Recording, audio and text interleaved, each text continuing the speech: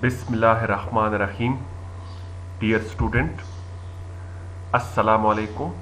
It's me, Dr. Mansoor Khan, Assistant Professor, Department of Chemistry, Kohat University of Science and Technology. The course which is assigned to me is Analytical Chemistry with a course code 351. It is a 2 credit hour course. Today I am going to deliver a third lecture which is based on tests of significance.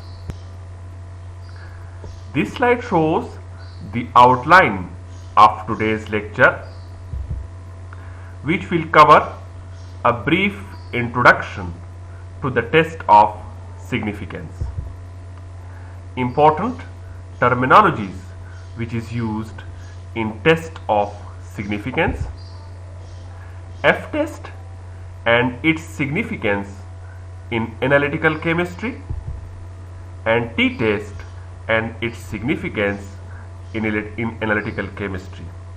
Today we will discuss and explain all these outlines in our today's lecture. The first one is introduction. As we know that analytical chemists always working on developing new methods. They always in search to develop the most accurate, precise and a simple methods for analysis. Therefore, when the method is developed, it is often desirable to compare the result of that method with those of an accepted, perhaps standard method.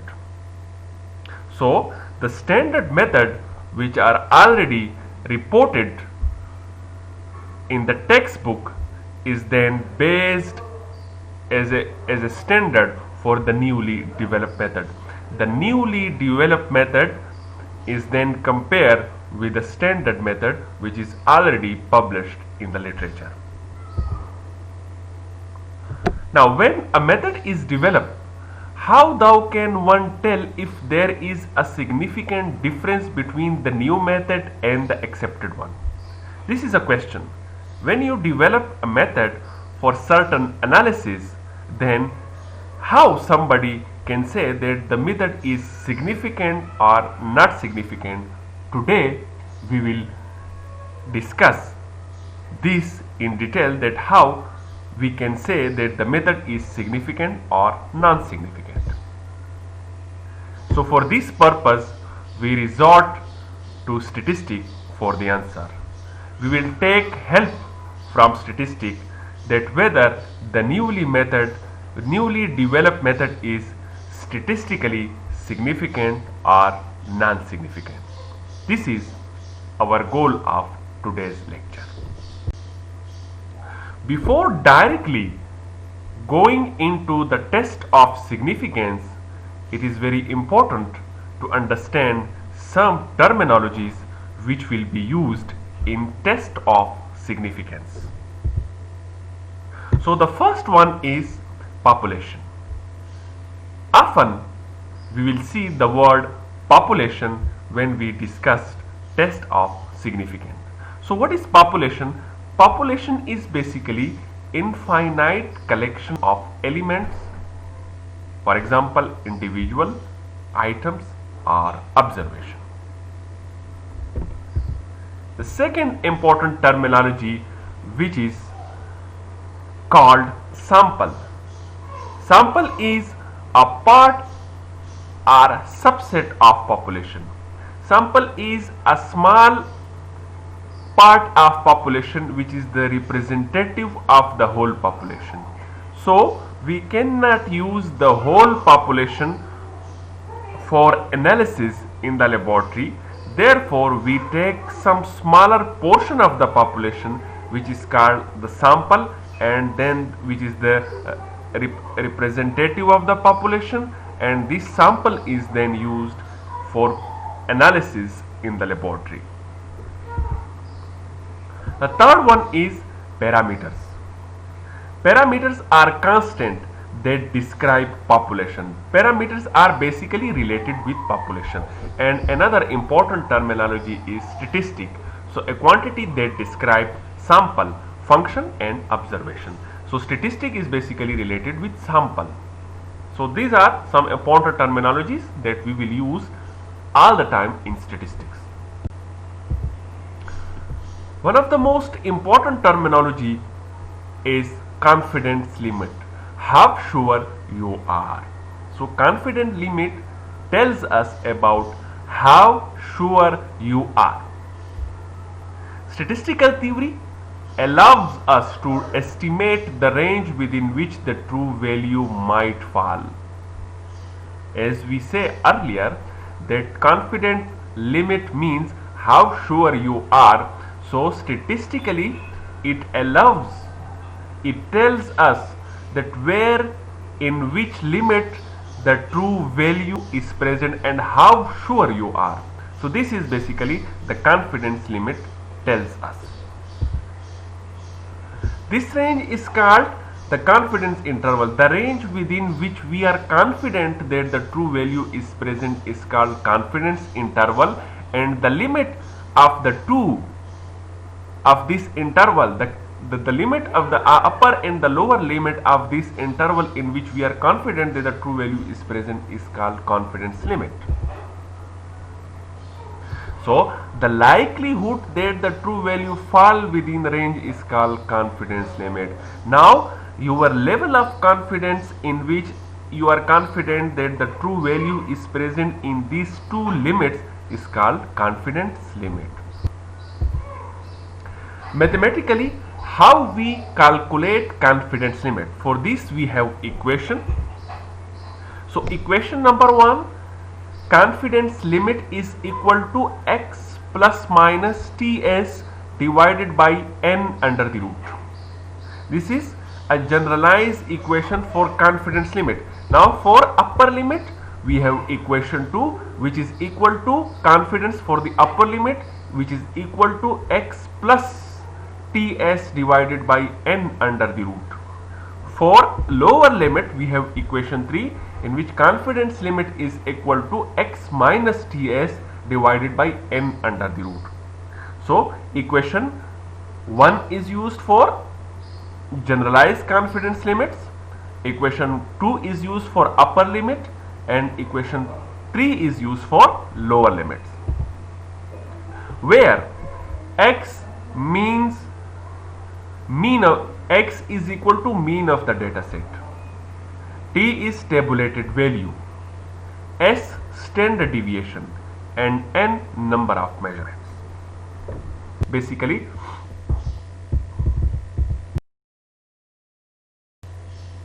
now we will go to calculate the test of significance.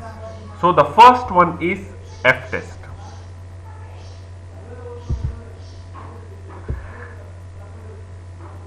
The F test is used to determine if two variances are statistically different from each other or not.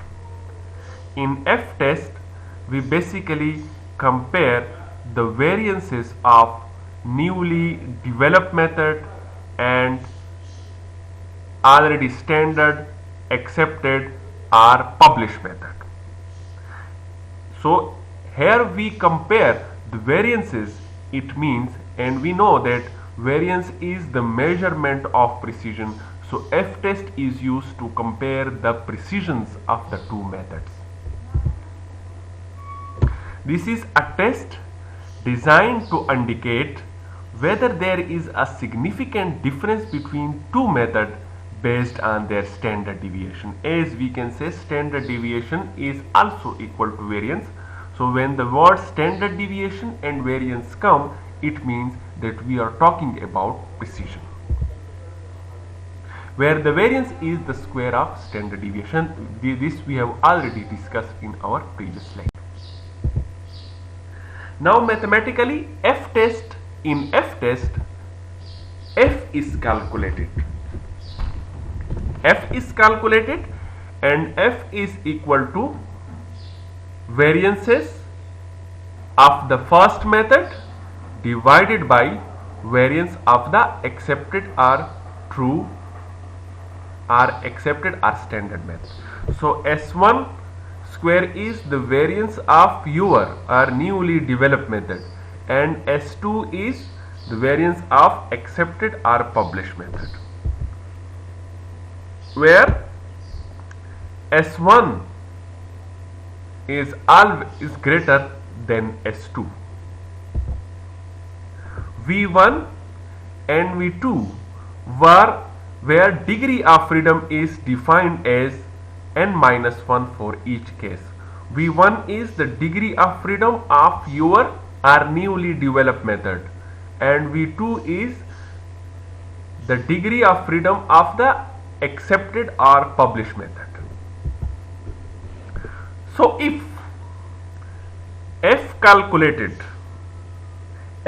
which is calculated from the above equation is less than F tabulated, which is present in the table, then the method will be significant or method will be accepted. But if F calculated is greater than F tabulated, the method will be non-significant or unaccepted. It means that F calculated, if F value is greater than F tabulated, it means that the method is less precise as compared to the accepted or standard method. But F calculated is greater than the F tabulated, then it means that the precision of your method is greater as compared to the already published method. Here we will take a very simple example. So the first one is your method and the standard method which is used for comparison is Falun Wu method. Your method gives a data which consists of 127, 125, 123, 130, 131, 127, 129, and the mean of the data set is equal to x1, which is equal to 127. While the Falun Wu method gives results which is equal to 130, 128, 139, 129, 127, 125, and the mean of the result is equal to x2, which is equal to 128. Now variance for your method is equal to the equation, and the value which is obtained of the variance of your method is equal to 8.3. Variance of Falun Wu method is calculated and the value is equal to 4.8. As we know that F is equal to variance of your method divided by variance of accepted method. Now putting the value, we will obtain the F value which is equal to 1.73 calculated. F tabulated, which is present in the textbook, is equal to 4.95 at 95% confidence limit. As we know that F calculated is less than F tabulated, therefore your method is highly precise, your method is significant, and your method is acceptable. So this is the goal of the F test. This is how F test can be applicable for the significance of the method which is developed in the laboratory. Another one is t-test. The t-test is used to determine if two sets of measurements are statistically different. In this case, we usually compare the accuracy of the method. Now here again, in t-test we calculate the value of t, which is called t calculated, which is then compared with t tabulated. So if t calculated is greater than t tabulated, then the two data set are significantly different at the chosen confidence level. In this method, comparison is made between test method and the other will be an accepted or bench method. T-test can be categorized into t-test when the accepted value is known. So if you know the accepted value, then you can calculate the value of t by using some equation. Now the second one is B, comparison of the mean of the result. In this case we compare the mean of the results of the two methods. The third one is pair t-test. So these are the three forms of t-test that in the coming slide we will explain one by one.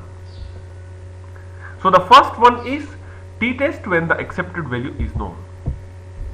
In this case, the mean of the result is compared with the true or accepted value. As the true value is present, so it is easy to compare the mean of the result, mean of the newly developed method with the true value or mathematically this is equal to the t value is calculated, which is equal to x minus mu n under the root divided by standard deviation, where x is mean of the result, mu true or accepted value, n number of measurements, s standard deviation. So here this is basically the conclusion that we will take from this t-test. Number 1, if t calculated is greater than t tabulated, then the method is insignificant. Number 2, if t calculated is less than t tabulated, then the method will be non-significant. Number 1, t calculated is greater than t tabulated, then the method is insignificant. The second one is t calculated is less than t tabulated, then the method will be significant. So here we will take an example that how this t-test can be applicable. So we have 5 replicas are sampled and analyzed. So mean of the result is 10.8 ppm, standard deviation is plus minus 0.7 ppm, reference value is 11.7 ppm. Does your method give a statistically correct value relative to certified value at 95% confidence level? So putting the value in the equation, which is equal to x minus mu n under the root divided by standard deviation. So t calculated is equal to 10.8 minus 11.7, 5 under the root divided by 0.7. So t calculated value is equal to 2.9 and the t tabulated is equal to 2.77. So because t calculated is greater than t tabulated and 95% confident level, so we are 95% sure that the procedure, that the newly developed method is non-significant. The second one is t-test comparison of the mean of the two methods. This is another type of t-test when true value is not present. The reciprocal of the standard deviation of the mean is replaced by that of differences between the two, which is readily shown to be n1 n2 divided by n1 plus n2 under the root divided by pooled standard deviation, where SP is equal to pooled standard deviation and pooled standard deviation is equal to summation xi minus x whole square plus xi2 minus x2 whole square plus xik minus xk whole square under the root divided by n minus k. The final equation will become t is equal to xi plus x2 divided by pooled standard deviation n1 n2 divided by n1 plus n2 under root. Here we will take an example. The result reported as %FE for each analysis were as follows. So the data, viewer method, percentage 20.10, 20.50, 18.65, 19.25, 19.40 and 19.99. Here mean of the result is equal to 19.65.